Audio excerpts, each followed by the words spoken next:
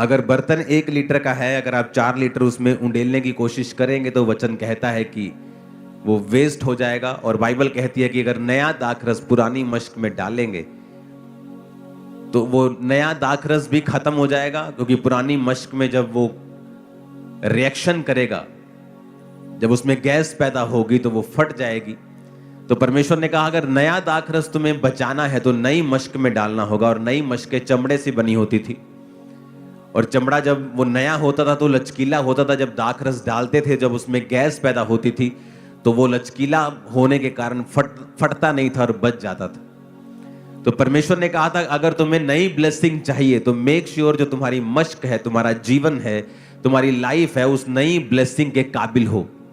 प्रभु यीशु मसीह ने अपने चेलों को कहा कि जब तुम किसी के घर में जाना तो कहना तुम पर आशीष हो।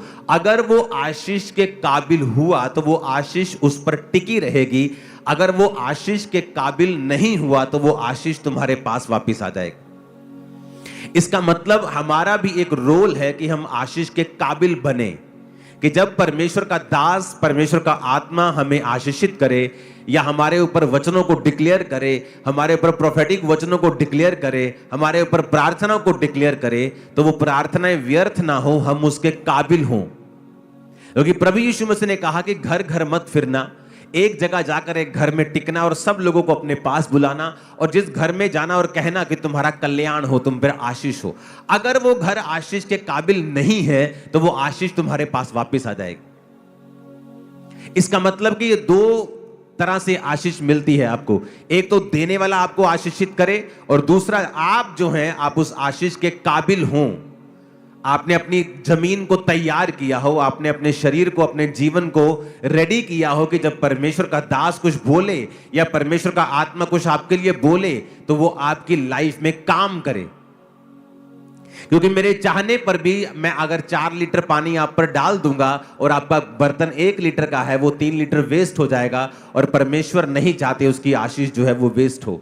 इसीलिए ज्यादातर बाइबल में आप देखते हो कि जब भी किसी ने अपने स्पिरिचुअल सन को, कलीसिया को, पौलुस ने लिखा या परमेश्वर के और दासों ने लिखा, तो उन्होंने ज्यादातर समय जो है आपकी कैरेक्टर बिल्डिंग के ऊपर लगाया है। जब पौलुस ने मिथियुस को लिख रहा था तो उसने सारा कुछ उसकी कैरेक्टर की, उसके चरित्र की बिल्डिंग कैसे हो उस पर लगाया है। क्योंकि परमेश्वर का दास ये जानता था कि अगर तुम्हारा जीवन इस काबिल होगा तो परमेश्वर की आशीष तुम पर आएगी भी और टिकेगी भी। अपने पड़ोसी को बोलो, परमेश्वर की आशीष तुम पर आएगी भी और टिकेगी भी। ऊंची आवाज में कहो अपने पड़ोसी को, और टिकेगी भी। आमीन। तो हमें ये मेक श्योर करना पड़ेगा कि परमेश्वर की आशीष हम पर आए और टिके। इसके लिए मुझे क्या करना पड़ेगा? मुझे अपने जीवन को चेक करना पड़ेगा, सेल्फ चेकिंग करनी पड़ेगी अपनी, कि क्या परमेश्वर की आशीष जब मुझ पे आएगी क्या वो टिकी रहेगी या वो चली जाएगी। 12 पॉइंट्स में आपसे बात करनी, 4 पॉइंट आपने सुन लिए थे। नम्रता और पश्चाताप, fellowship and serve each other, उदारपन और भलापन, फास्टिंग और सेल्फ डिनायल, ये आपने सुन लिया था। आज हम 5वें पॉइंट की बात करेंगे।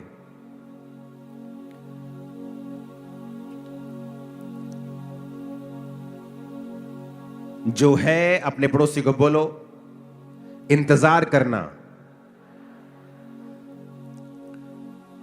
फिर से बोलो अपने पड़ोसी को, इंतजार करना।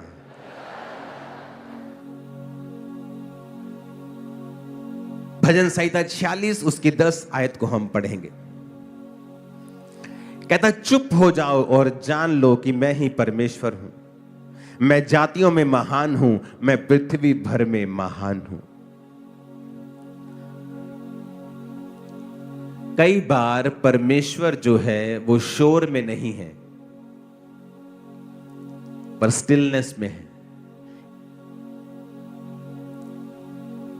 बी स्टिल, ये ज्यादा पावरफुल वर्ड है चुप हो जाओ से। स्टिल होता है कि आप बिल्कुल आप शांत हो गए हैं अंदर से।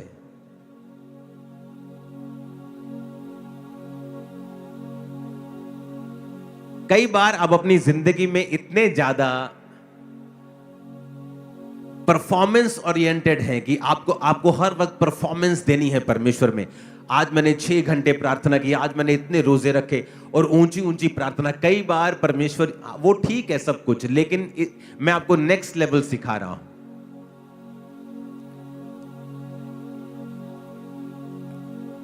कई बार आपको कोई प्रॉब्लम हो गई, कोई घटना आपकी लाइफ में हो गई, इसको थोड़ा प्रीचिंग मोड पे करना, हल्का सा गूंज कम करना। समथिंग कुछ आपके साथ हुआ, कोई परीक्षा में आप गए, उस समय आप फास्टिंग करते हैं, प्रार्थना करते हैं। कई बार हम भूल जाते हैं स्टिल होना, चुप होना और परमेश्वर के राइट मैसेज को अपनी स्पिरिट में लेना। मैं जो आपको बातें बता रहा हूं ये प्रैक्टिकल हैं और डीप हैं जो मैं आपको बता रहा हूं। सम टाइम आपकी लाइफ में एक परीक्षा एंटर करती है, आप बोलते ओह ये क्या हो गया। आप उसके लिए प्रार्थना करते हैं, आप उसके लिए दवाई खाते हैं, आप उसके लिए फाइनेंस का कुछ करते हैं, आप उसके लिए प्रार्थना करते हैं, उपवास करते हैं, आप बेचैन हो जाते हैं। सम टाइम आपको स्टिल होना होता है और आपको परमेश्वर से प्रार्थना करनी होती है कि मैं इस सिचुएशन में क्यों हूं। और कई बार आपकी प्रार्थना के शोर में परमेश्वर आपसे बात नहीं कर पाता, या जब आप, ये मैं स्पिरिचुअल बात कर रहा हूं, मैं आवाज की बात नहीं कर रहा हूं, मैं शोर की बात नहीं कर रहा हूं, मैं समथिंग आपको स्पिरिचुअल सिखा रहा हूं। आपको समझने के लिए भी आज 2 दिमाग लगेंगे। सम टाइम आपको बैठना होता है और स्टिल हो जाना होता है। आप ध्यान हटा दो, आपको कहां पेन हो रही है, कहां आपके फाइनेंशियल प्रॉब्लम है, कहां आपका पति, आपका बेटा आपको तंग कर रहा है। वो सारी बेचैनियां, वो सारी उधेड़ बुन, वो सारी बेचैनी, सारा हिलाने वाला सिस्टम, वो सब उनको त्याग कर आपको जस्ट प्रार्थना में स्टिल होकर बैठना होता है और जस्ट पवित्र आत्मा को कहना होता है कि आप मुझे इस सिचुएशन में क्या मैसेज देना चाहते हैं। आप हैरान हो जाएंगे जब परमेश्वर का आत्मा उस सिचुएशन में आपसे बात करेगा और आप उसको फॉलो करेंगे। आप अपने आप को नेक्स्ट लेवल पे देखेंगे जो आपने पहले कभी नहीं देखा। पर ये बात सारी मैं आपको प्रैक्टिकल थोड़ा बता रहा हूं, इसको समझाना भी मुश्किल है थोड़ा सा। आप कई बार इतने बेचैन होते हैं प्रार्थना में और आप अपनी लाइफ की इन चीजों में कि आप भूल जाते हैं कि आपको परमेश्वर कई बार स्टिल, जब आप होते हैं, जब आप काम होते हैं,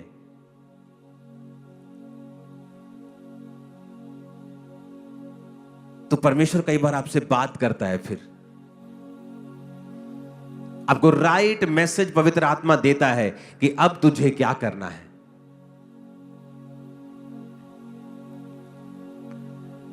मैं नहीं जानता आपको समझ आ रही है कि नहीं, थोड़ा थोड़ा आ रहा है कि स्टिल होना,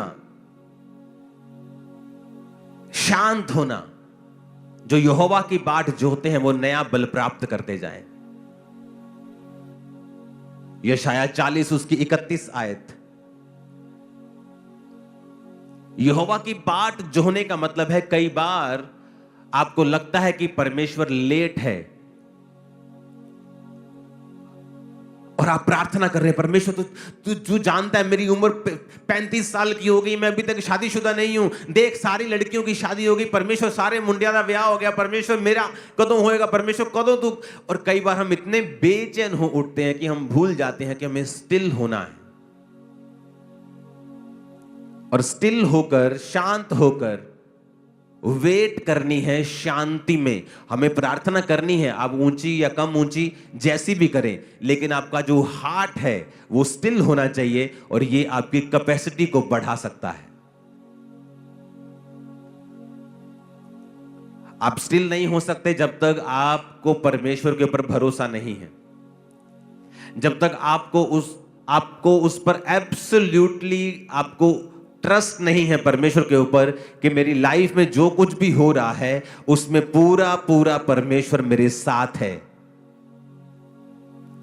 ये फाइनेंशियल ट्रबल, ये फिजिकल ट्रबल, ये सेहत की मुश्किल, इसमें मेरा परमेश्वर मेरे साथ है। जब आप स्टिल हो जाते हैं, जब आप शांत हो जाते हैं और जान लेते हैं कि वो परमेश्वर है, सडनली आपकी स्पिरिट में आपको राइट मैसेज मिलने शुरू होते हैं। आपकी कमियों के विषय में, आपको क्या करना है उसके विषय में, या ये क्यों होया उस विषय में, या आपको नेक्स्ट लेवल पे लेके जाने के लिए था उस विषय में, आपको हर विषय के ऊपर राइट मैसेज मिलना शुरू होता है स्पिरिट से, और वही आपको चाहिए होता है नेक्स्ट लेवल पे जाने के लिए। कितनों को अब समझ आ रहा है? वो जो मुश्किल है, उस मुश्किल में जो आप रिएक्ट करते हैं, वो रोकता है स्पिरिट के मैसेज को आपकी लाइफ के ऊपर। अपने पड़ोसी को बोलो, स्टिल होना, शांत होना और परमेश्वर का इंतजार करना। आमीन। जब आप शांत होते हैं स्पिरिट में, कई बार आप मुंह से शांत है लेकिन अंदर आपकी शांति नहीं है, अंदर आपके सवाल चल रहे हैं। अगर मैं क्रिश्चियन हूं तो मेरे साथ ऐसा क्यों हुआ? अगर मैं क्रिश्चियन हूं तो मेरे साथ ऐसा क्यों हुआ? अगर मैं क्रिश्चियन हूं तो ये क्यों नहीं हुआ? अगर मैं क्रिश्चियन हूं तो ये हुआ क्यों? अगर ये मैं क्रिश्चियन हूं तो ये अब तक क्यों नहीं हुआ? अगर मैं क्रिश्चियन हूं तो उसके साथ ऐसा क्यों नहीं हुआ?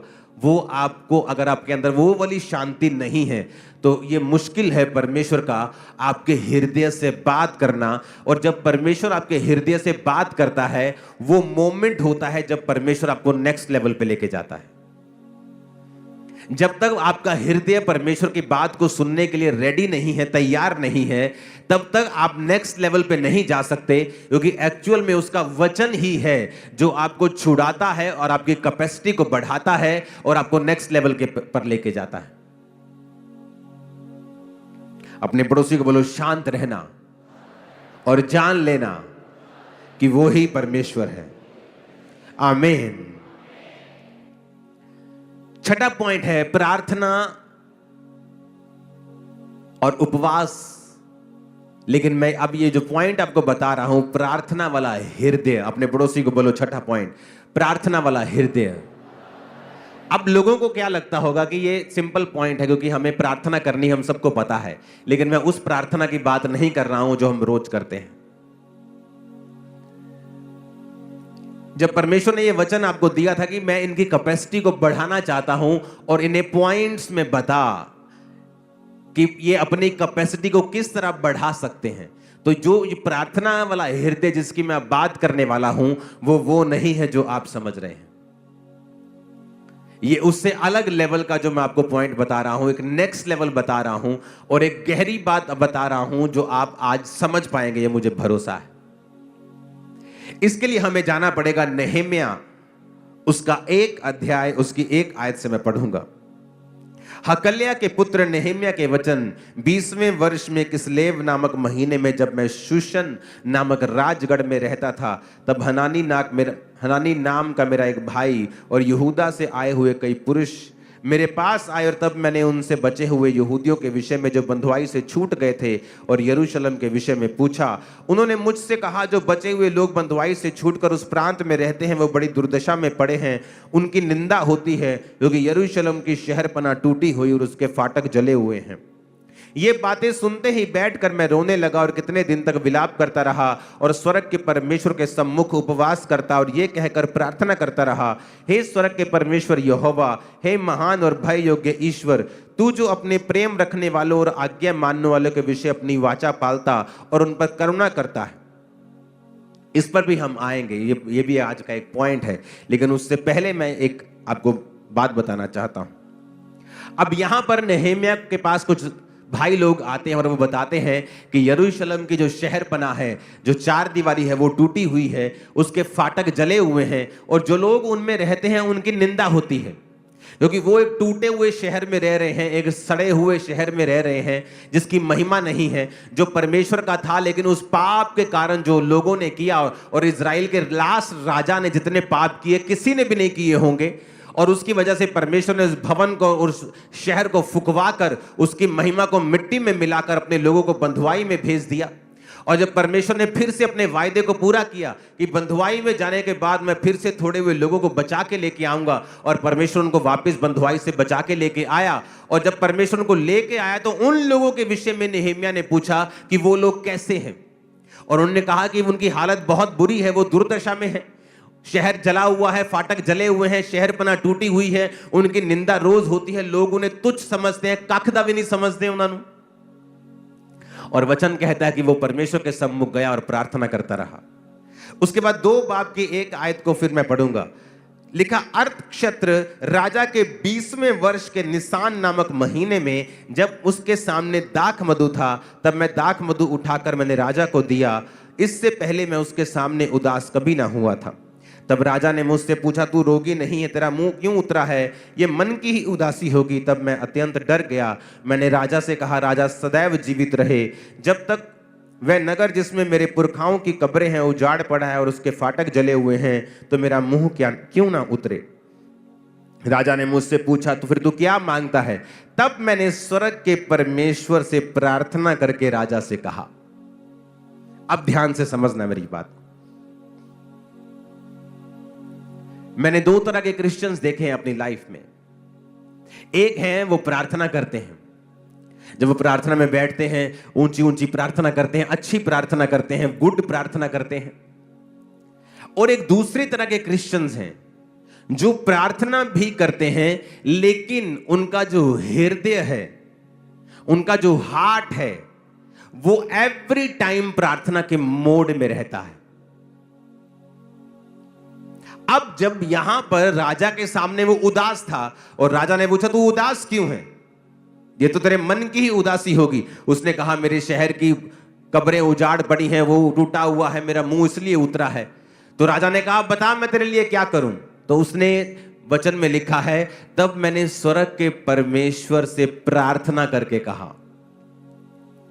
अब वो प्रार्थना करने के लिए वापस कमरे में नहीं गया, लेकिन वो जो प्रार्थना कर रहा था वो अपने हार्ट में कर रहा था। ये मेरे स्पिरिचुअल फादर ने मुझे सिखाया था कि जब तुम लोगों से बात भी कर रहे हो तो अपनी स्पिरिट में प्रार्थना करो।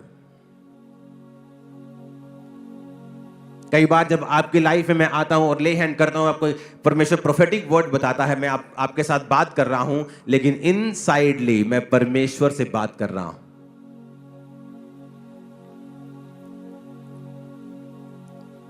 एक पास्टर जिसकी सेवकाई से डॉक्यूमेंटेड मुर्दे चंगे हुए और जी उठे, उसको जब किसी ने पूछा आप कितनी प्रार्थना करते हैं, उसने कहा मैं हर वक्त प्रार्थना करता हूं। अब ये 2 तरह के लोग इसमें भी होंगे। एक होंगे जो बोलेंगे नहीं मैं बैठ के प्रार्थना नहीं करता हूं, मैं चलता फिरता प्रार्थना करता हूं, परमेश्वर को हर वक्त याद रखता हूं।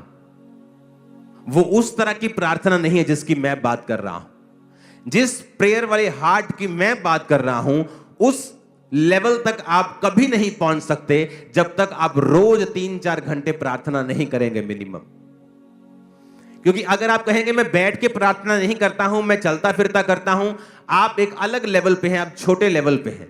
लेकिन जिस लेवल की मैं बात कर रहा हूं, जब आप रोज परमेश्वर के साथ उसको अपना समय देते हैं, आप उसको अपना मुंह दिखाते हैं, आप प्रभु के सामने खड़े होते हैं, और जब आप प्रार्थना से उठकर फिर अपने कामों में चले जाते हैं, अपने बिजनेस में, अपनी जॉब में, अपने डेली अफेयर्स में चले जाते हैं, तब आपका जो हृदय है वो प्रेयरफुल होना चाहिए।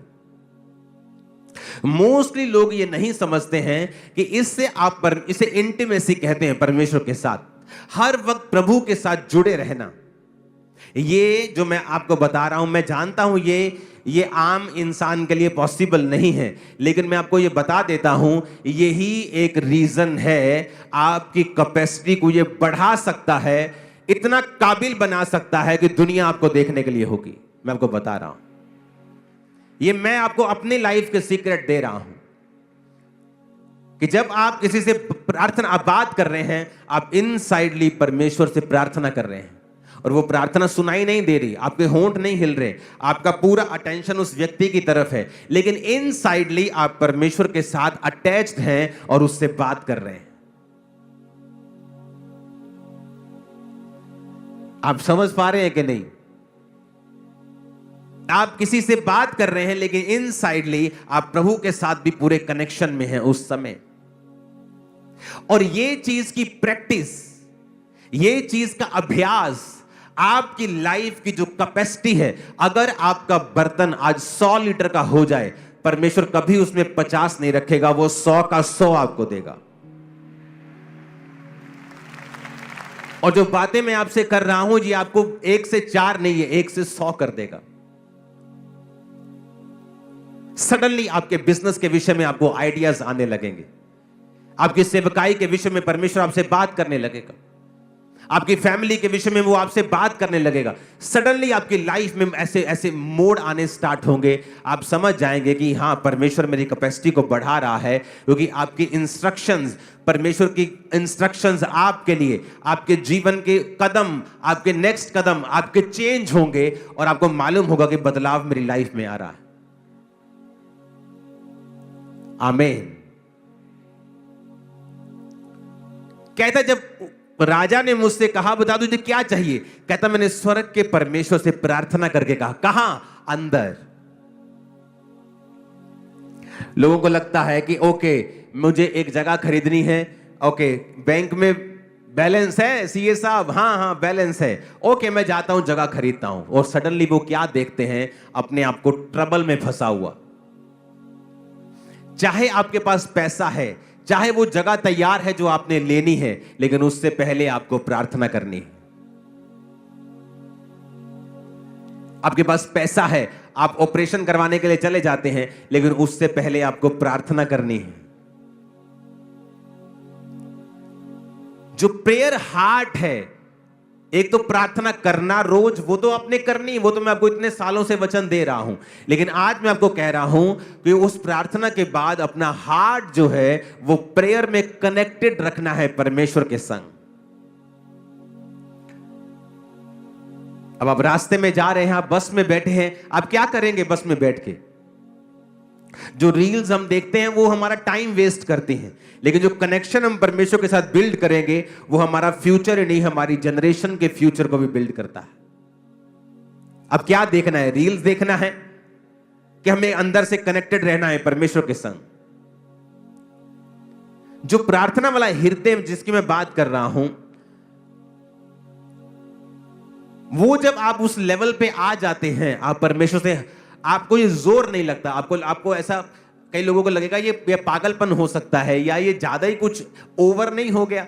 नहीं, आपको लगता है ये ओवर है, लेकिन बाद में जब आप इस बात को समझ जाते हैं और आप प्रभु के साथ कनेक्टेड रहते हैं, आप अपने परिवारों में भी रहेंगे, आप काम भी करेंगे, अपनी ड्यूटीज भी पूरी करेंगे, आप आनंदित भी रहेंगे, आप क्रिकेट भी खेलेंगे, सब कुछ होगा। लेकिन जो आप करते हैं आप कीजिए, लेकिन आप इनसाइडली आप पूरी तरह से परमेश्वर के साथ इंटीमेसी में होंगे और परमेश्वर आपसे बात करते रहेंगे, पवित्र आत्मा आपको गाइड करता रहेगा, आप कभी नीचे नहीं आएंगे, शैतान कभी आपका नुकसान ना कर पाएगा, मैं आपको बता रहा हूं। और ये पॉसिबल है, ये पॉसिबल है कैसे? वचन के साथ कनेक्टेड रह के। अब यहां पर जब वो प्रार्थना करता है तो क्या कहता है? प्रभु तेरे वचन में लिखा है, कहता मैं उपवास करता रहा और प्रार्थना करता रहा कि वो जो हमने पाप किया था, हमने बुराइयां की थी, जो ज्ञाएं विधियां नियम तूने मूसा को दिए थे हमने नहीं माने, हम अपनी ही गलती की वजह से इस बंधुआई में पड़े हैं। उसने वचन के साथ परमेश्वर के साथ प्रार्थना की। आज किन लोगों को शैतान धोखा देता है? जो वचन में नहीं है, जिनको वचन की नॉलेज नहीं है, जो ये नहीं जानते कि परमेश्वर के वचन में अगर लिखा है आप उसके लिए प्रार्थना कैसे कर सकते हैं। अगर आपको पता है व्यभिचार पाप है, आप प्रार्थना कैसे कर सकते हैं कि प्रभु अगर तेरी इच्छा है तो? प्रभु तो पहले बता चुका है ये पाप है, ये व्यभिचार है। और जब हम वचन के साथ अटैच नहीं रहते हैं, हम बाइबल के साथ जुड़े नहीं रहते हैं, तब शैतान के पास मौका होता है हमें मिसगाइड करने का और हमारी लाइफ में से उन ब्लेसिंग्स को खत्म करने का और हमें गलत रास्ते में लेके जाने का। और उसके बाद जब वो गलत रास्ते में जाते हैं तो वचन कहता है उसका परिणाम नागदौना सा कड़वा है। क्या कोई हो सकता है कि छाती पर अंगारे रख ले और उसको जले ना? फिर वो परिणाम होगा ही होगा, इसमें कोई शक नहीं। ऊंची आवाज में कहो हालेलुया।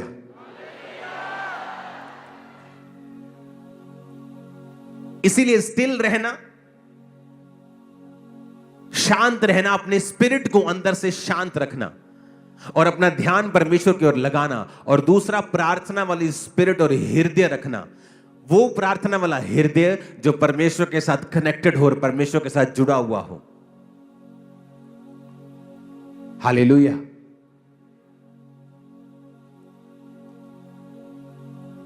जब आप परमेश्वर के साथ कनेक्टेड होते हैं, फिर आपको फेसबुक से डाटा लेकर प्रोफेसी करने की जरूरत नहीं पड़ेगी, आपको लोगों को मूर्ख बनाने की जरूरत नहीं पड़ेगी। उसके बाद आप फिर परमेश्वर का दंड लें, ऐसी नौबत नहीं आएगी। आप किसी के सामने बैठे हैं और आप जब उनसे बात कर रहे हैं, आप अंदर परमेश्वर के साथ कनेक्टेड हैं और आप अंदर परमेश्वर से पूछ रहे हैं कि परमेश्वर इस व्यक्ति के बारे में मेरे ऊपर जानकारी तू शेयर कर, जाहिर कर। आप अंदर से प्रार्थना कर रहे हैं और आप उनकी बात भी सुन रहे हैं और सडनली परमेश्वर का आत्मा आपसे बात करता है। मैं उस इंटीमेसी की बात कर रहा हूं जो आप सड़क पे चल रहे हैं और अंदर से आप परमेश्वर के साथ कनेक्टेड हैं। आप प्लेन में हैं और प्रभु के साथ कनेक्टेड हैं। आप सिर्फ उस समय कनेक्टेड नहीं है जिस समय आप प्रार्थना कर रहे हैं, और प्रार्थना करने के बाद फिर आप पूरी तरह से वही कर रहे हैं जो संसार कर रहा है। मैं उस तरह की बात नहीं कर रहा हूं। मैं आपको जो वचन दे रहा हूं, ये आपके बर्तनों को, आपकी कैपेसिटी को इतना बड़ा कर देगा कि आप उस लेवल पर रह ही नहीं सकते। आपको नेक्स्ट लेवल पे जाना ही जाना है, इसी साल जाना है। आमीन। कनेक्शन परमेश्वर के साथ, इंटीमेसी को रखना अपने अंदर से।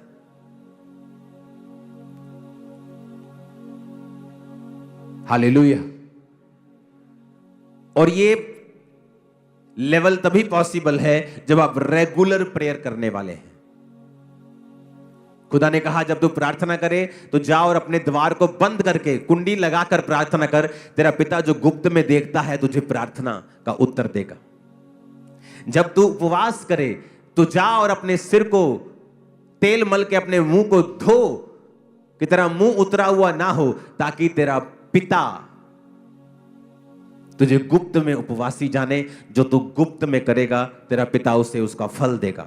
जब तू दान करे, उन्हें कहीं नहीं कहा अगर तू दान करे, अगर तू उपवास करे, अगर तू प्रार्थना करे। उसने कहा जब, यानी प्रार्थना करना, प्रार्थना का हृदय रखना, और सातवां है जो कुछ भी करना उसे गुप्त में करना। बाइबल कहती है जब प्रेरितों के काम की कलीसिया शुरू हुई, 120 लोगों के ऊपर जब पवित्र आत्मा उतरा और परमेश्वर का वचन पूरा हुआ कि जब तक प्रतिज्ञा पूरी ना हो, पवित्र आत्मा ना उतरे, तब तक यरूशलेम में मेरी बाट जोहना। जब पवित्र आत्मा उतर गया, गैर भाषा उतरी, तो तब कलीसिया की शुरुआत हो गई। जब कलीसिया की शुरुआत हो गई तो कलीसिया जब स्टार्ट हुई, जब कलीसिया के खर्चे शुरू हुए, तो वचन कहता है कलीसिया के लोगों ने अपनी अपनी प्रॉपर्टी बेचकर प्रेरितों के पांव के ऊपर उस पैसे को रखते थे और वो उस पैसों से पूरी कलीसिया के काम को चलाते थे और सारी सेवकाई को वो करते थे। आज जब भी शैतान आपकी आशीष को खाना चाहेगा, वो आपको एक ऐसा दान वाला बना देगा, दान करता बना देगा, जिसे पूरी दुनिया इंटरनेट के ऊपर जानती है। और ये इसलिए है क्योंकि शैतान आपकी आशीष को खाना चाहता है। मेरी टीम को मुझे कहते 15 साल हो चुके हैं कि आप जो कुछ करते हो हमने ऐसा कहीं नहीं देखा है, आप इसे दिखाया करो, और मैं कभी नहीं दिखाता हूं। आपने जो चैरिटी के काम मेरे देखे हैं इंटरनेट के ऊपर, जो हम दिखाते हैं वो हमारा 1% भी नहीं है, 1%। और सिर्फ इस मकसद के लिए है कि जो 2300 से 2500 मेंटरशिप के अंडर पास्टर्स हैं, जो लाखों कलीसिया हैं, दूसरे कितने देश है जो यहां नहीं आ सकते, वो हमें देखें और अपनी कलीसिया में उसी तरह से फॉलो करें।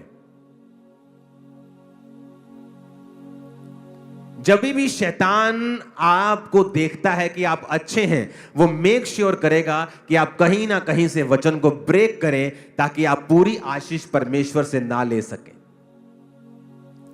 क्यों एक सिस्टम बनाया गया कि अब ऐसा भी तो हो सकता है कि प्रेरित कहते हैं कि ठीक है भाई, तुमने अपना घर बेचा, ये 10 लोगों की घर की किस्त जानी है, ये 4 लोगों का राशन जाना है, तुम ऐसा करो इनको दे दो। उनको आमने सामने नहीं करवाया। चर्च किस लिए? क्योंकि जब आप चर्च में, मैं भी चर्च में बोता हूं, आपका चर्च ये होगा, मेरा अलग होगा। मैं अपना टाइल्स जब बोता हूं, वो किसके बेहतरी में यूज हुआ है, अगर उसको ये पता है फिर तो मेरी महिमा हो गई। पर जब आप चर्च में बोते हैं, आपको नहीं पता आज आपका टाइथ किसी वीडियो के लिए जा रहा है, क्योंकि आप जानते हो इस चर्च में आप जब बोते हो तो मैं तनख्वाह में नहीं हूं, आपका पैसा मेरे पास नहीं आता है। आपकी ऑफरिंग को देखे मुझे सालों हो गए हैं, सालों, ईयर्स। वो एक बड़ी टीम गिनती है, बैंक में जमा करवाती है, बैंक से खर्चे होते हैं, मैं साइन करता हूं चेक्स के ऊपर, और एक टीम उस सभी को देखती है। In house CA, outside CA, in house team, disciples की टीम उसे चेक करती है कि सब कुछ, पैसे की गड़बड़ी कहीं भी ना हो। आपको नहीं पता, मुझे नहीं पता मेरा पैसा किस भले काम के लिए लगा, और वही गुप्त है, इसीलिए आप फल पा रहे हो।